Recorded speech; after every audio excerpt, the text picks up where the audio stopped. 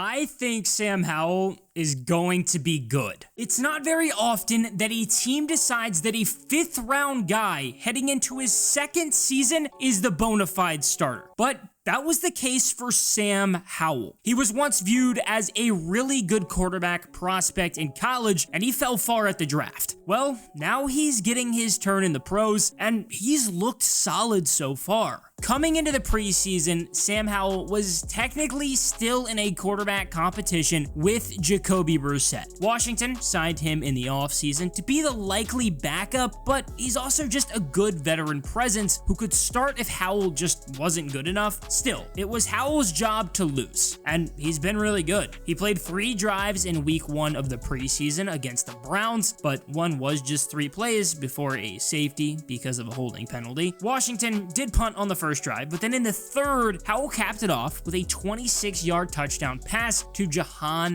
Dotson. Howell finished the game overall 9 of 12 for 77 yards and a touchdown. A very good showing, but I took a lot more positives away from week 2 versus Baltimore. There was already some stupid drama coming into the game. Sam Cosmi didn't care too much for the Ravens' 24-game preseason winning streak, an NFL record. Does that Ravens win streak even enter your brain, the preseason win streak? I think it's a stupid record.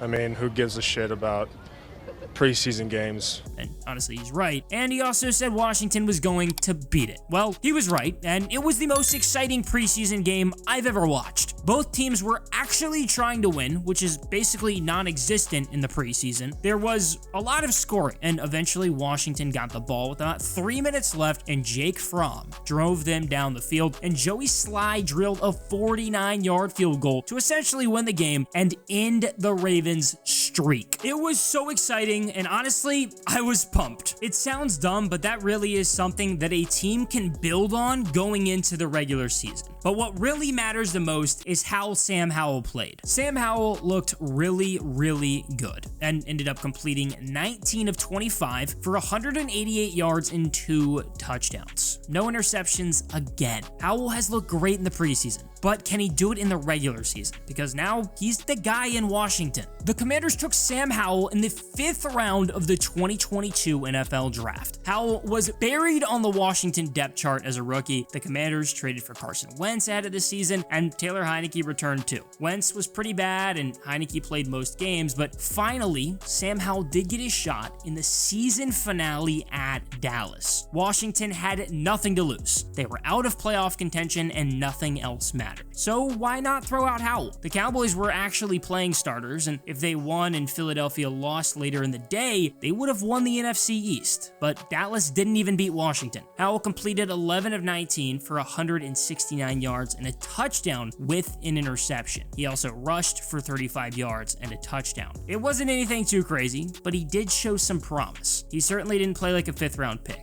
And honestly, that's probably because he probably shouldn't have been one in the first place. Howell was really good at North Carolina in his first 2 seasons. He started as a true freshman, and in his first 2 years in Chapel Hill, he had 30 or more touchdowns, only 7 interceptions, and at least 3,500 yards in each season. He was playing well and was considered a potential top pick in the draft heading into his junior season, and then everything fell apart. He had 3,000 passing yards with 24 touchdowns and 9 interceptions, all the worst of his collegiate career. Not only did he not live up to expectations, but neither did UNC. They started the year number 10 in the country and literally lost in week 1, and what was truthfully my favorite sporting event I've ever been to in my life. I've been blessed to go to a ton of games, but that Virginia Tech North Carolina week 1 game in 2021 is my favorite I've ever been to. It was my 2nd year at Virginia Tech, and the season before, fans weren't allowed at home games because of COVID-19. So that was really my first real season going to Lane Stadium. I got to actually experience Inner Sandman. We beat UNC, and then we rushed the field after the game. Then, of course, after the game, I was so pumped I had to post on Insta, and I threw up this fire pic with the caption, "Inner Sandman doesn't disappoint, but Sam Howell does." 2 years later, he's the starting quarterback on my favorite team. Funny how that worked out. I'm obviously just hoping that there's no more disappointing coming from Sam Howell. Things just got worse and worse in 2021 for Sam Howell, and eventually he was a near afterthought quarterback prospect at the draft. But I will say, I still liked him a lot. I watched film on everyone and evaluated every QB and believed he was the second best in the class. So you can imagine I was happy when Washington took him so late. His last year at UNC was bad, but there were some good reasons for the decline in play. I mean, he straight up lost his offense. He had 2 guys that had over 400 receiving yards in 2020. De'Ami Brown, who had 1,100 yards and was drafted in the 3rd round by Washington, so he plays with Howell now, and Daz Newsome, who had 700 yards and went in the 6th round. That was obviously a huge blow to the offense, but that wasn't even the team's identity. It was the run game. That's what made UNC so good in 2020.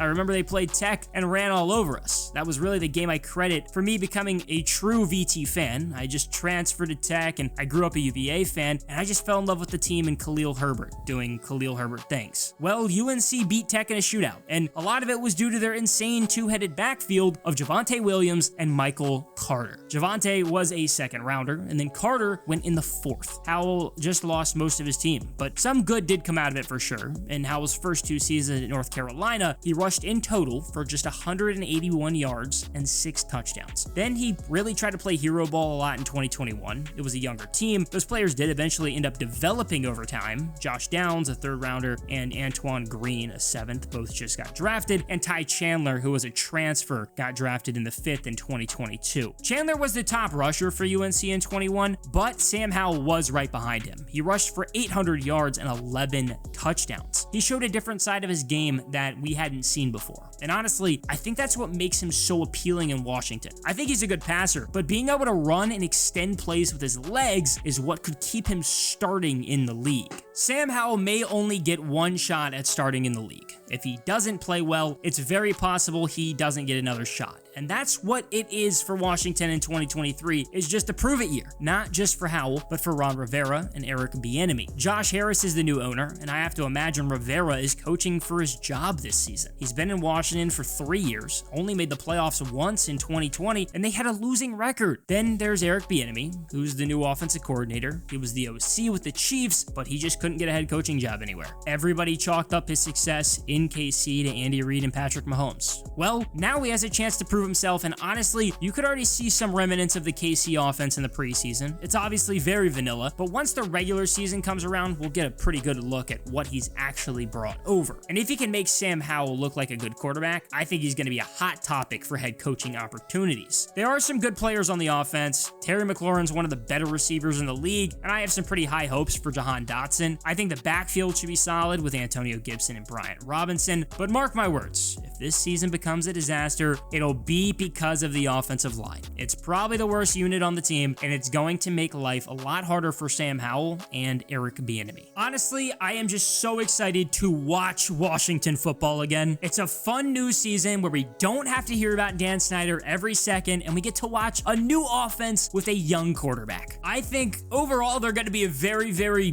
okay football team. I don't expect much. I'd honestly rather just really suck and luck into Caleb Williams, but the defense is far too good for that. They're probably just going to end up around 500 again if I had to take a guess, but that probably means that Ron Rivera is done after the season. But who knows? Best case scenario, maybe we actually found our quarterback of the future.